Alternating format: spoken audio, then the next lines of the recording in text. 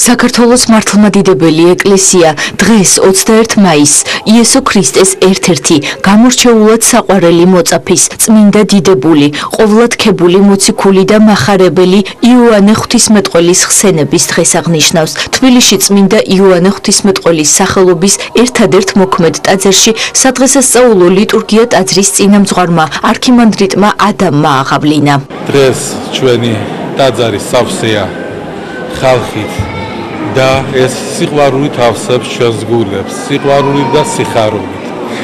სიყვარულით იმიტომ, რომ იოანე ღვთისმეტყველი სიყვარულის მოციქულია. სიხარულით იმიტომ, რომ ამდენი ადამიანი მობრძანდა, რათა სიყვარულის მადლი მიიღოს. შევთხოვთ იოანე ღვთისმეტყველს, მოგცეს ძალა, რათა მოყვასი შევიყვაროთ. მოგცეს ძალა, რათა მაცხოვრის ცნება დამწყსენთ, ცხოვარნი შენი აღვასრულოთ. იოანე ღვთისმეტყველი არის სიყვარულის მოციქულიც, სიბრძნის, სიღრმის, ცოდნის მოციქული და სწორედ ამ ტაძრის ეზოში მე მინდა მიულოცოს სრულიად საქართველოს ყველა მორწმუნე ადამიანს და იმ ადამიანსაც, ვინაც ელტვის რწმენას აი ეს დღე და მრავალს დაგვასწროს აი ტაძრის მრევლიც, რომლებთაც ალბათ გვევალება, რომ განსაკუთრებით გვიყვარდებს იოანე ღვთისმეტყველი. Tulee საქართველოს უღწავ იოანე ღვთისმეტყველის დღეს. იოანე ღვთისმეტყველი სიყვარულის მოციქულია.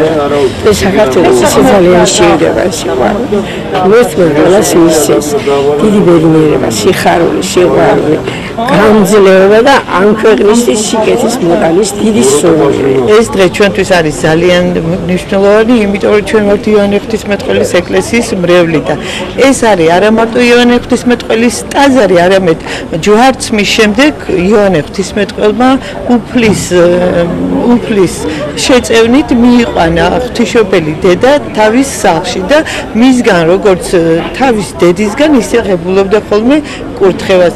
მადლობა უფალს ამ დიდი წმინდანისათვის. წმინდა დიდებული, ყოვლადქებული მოციქული და მახარებელი იოანე ღვთისმეტყველი გალილეველი მეთევზის, ზებედესა და სალომეს შვილი იყო. იესო ქრისტემ ქვეყნად ცხოვრების დროს მას სახარების საქადაგებლად მოუწოდა. წმინდა იოანე მაგალითი იყო სიმშვიდისა და უბიწოებისა. მისი გული სავსე იყო იესოსად მიწრფელი სიყვარულით და ამიტომ უფალსაც ის გამორჩეულად უყვარდა. ის იყო იმ სამ მოციქულთა რიცხვში, რომლებიც დაესწრნენ იაიროსის ქალიშვილის გაცოცხლებას, თაბორის მთაზე უფლის ფერის ცვალებას, ვნების წინ გეციმანიის ბაღშიც ისინი წაიყვანა უფალმა, რათა მასთან ერთად ელოცათ.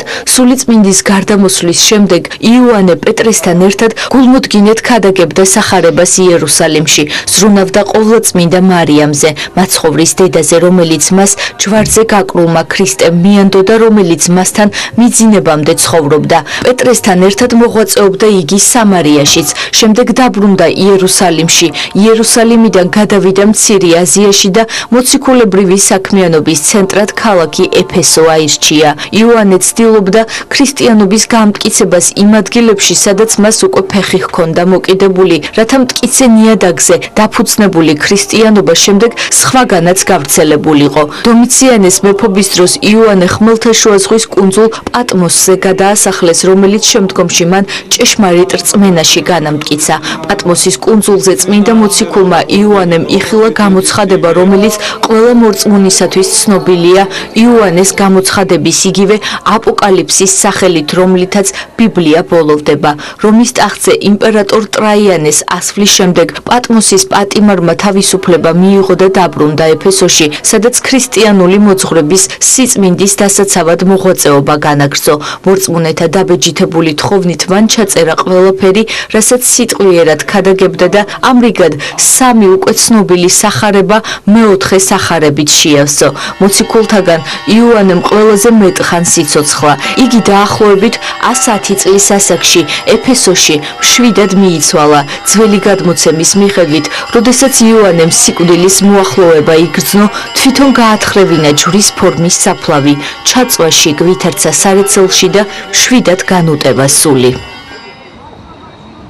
აღსანიშნავია, რომ სრულიად საქართველოს კათოლიკოს პატრიარქის, მცხეთა თბილისის მთავარეპისკოპოსისა და ბიჭვინთისა და ცხუმ-აფხაზეთის მიტროპოლიტის, უწმინდესისა და უნეტარესის ილია მეორის ლოცვა-კურთხევით საქართველოს საპატრიარქოს ტელევიზია ერთსულოვნების ეზოში იოანე ღვთისმეტყველის სახელზე ტაძარი შენდება.